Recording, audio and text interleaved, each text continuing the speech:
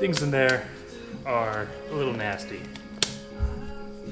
Thankfully, we have a couple shop vacs.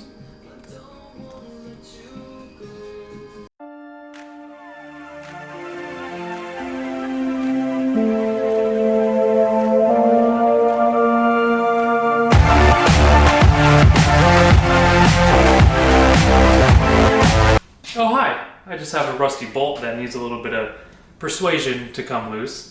Anyways, welcome back to my dimly lit, echoey garage. Last time on part 1 we got to see Midlo, my 1971 Volkswagen Super Beetle project, show up. And actually, much to my surprise, it fired right up, drove just fine. I took it down the street, got it inspected, registered, got a license plate, put insurance on it. And then 2 days later, I tore it apart. The interior was disintegrating and smelled really, really bad, and the exterior had undergone a UPS brown paint job that was not original and was flaking off, chipping off, cracking, and things that weren't supposed to be painted, like taillights, were also painted. So enjoy watching part 2. Midlo gets torn apart so it can be rebuilt, and I'm going to get to work on that bolt.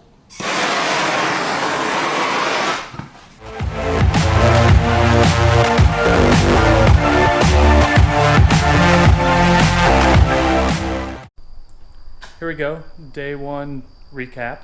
We went from having a perfectly drivable bug to one that, well, now it doesn't drive.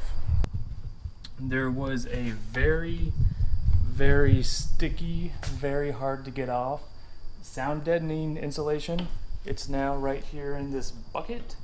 I have no idea if that was original 1971 technology or if that was added later. Very difficult to get off. Probably didn't have to get it off. I wanted to actually take it off for a couple of reasons. One, it is a little musty smelling in here, and I think getting rid of that's going to help it out. And two, I really wanted to check for rust. I've got one little spot right here. Checking underneath, it looks perfectly fine. So keep your fingers crossed. That's about as bad as it gets. Apparently, getting the seat out of this thing is a pain in the butt. Let's see how much of a pain in the butt the seat can be. Oh, it's not supposed to be that easy.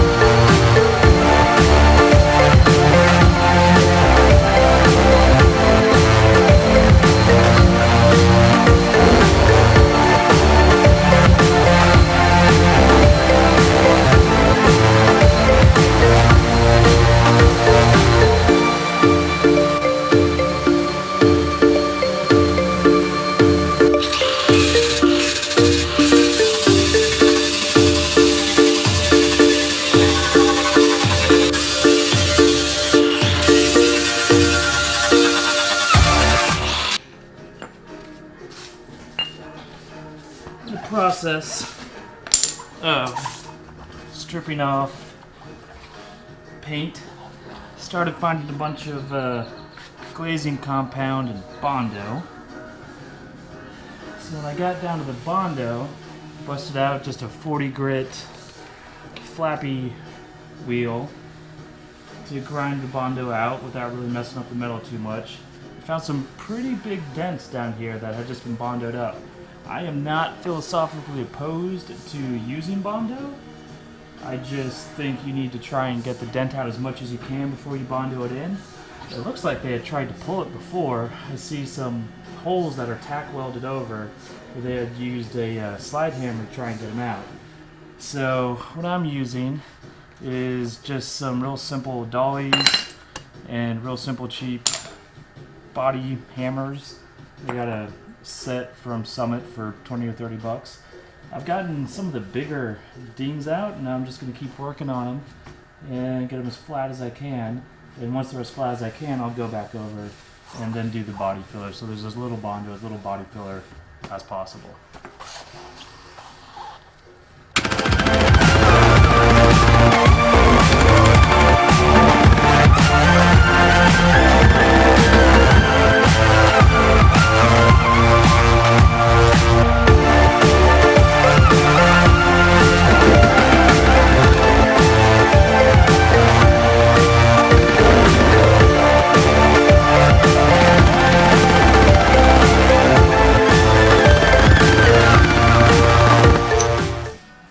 So there's this wonderful little kit I found where instead of welding studs in to use a puller, you just drill a little hole, put a screw in, and then put your little tiny puller on it.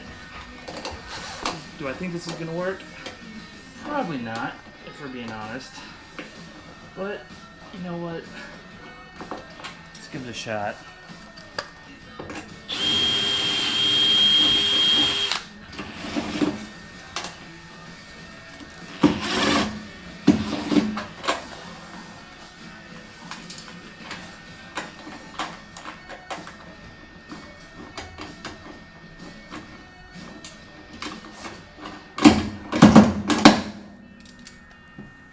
It actually worked.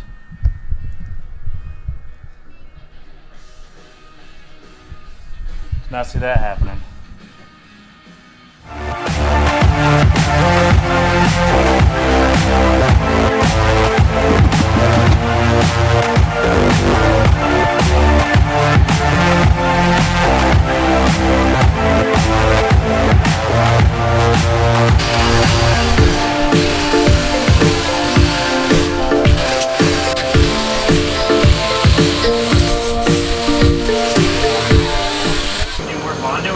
Yeah, I've got glazing compound and Bondo. I know it's going to need probably another coat of Bondo. Yeah, because I mean, like, Yeah, I I did a shit job. No, I'm just wondering. This is the steel panel. Yeah. This is dash. Yeah. So I guess we want to smooth at that.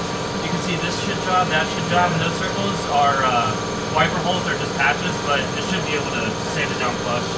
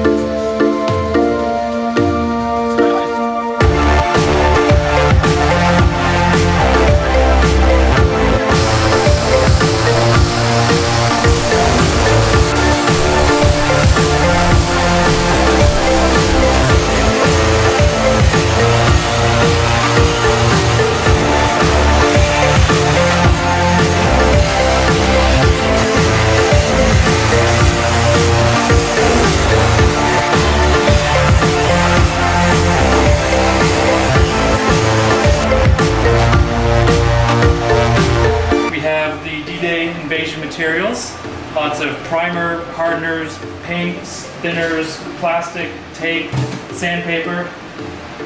In theory, at some point tomorrow, all of this will be on here.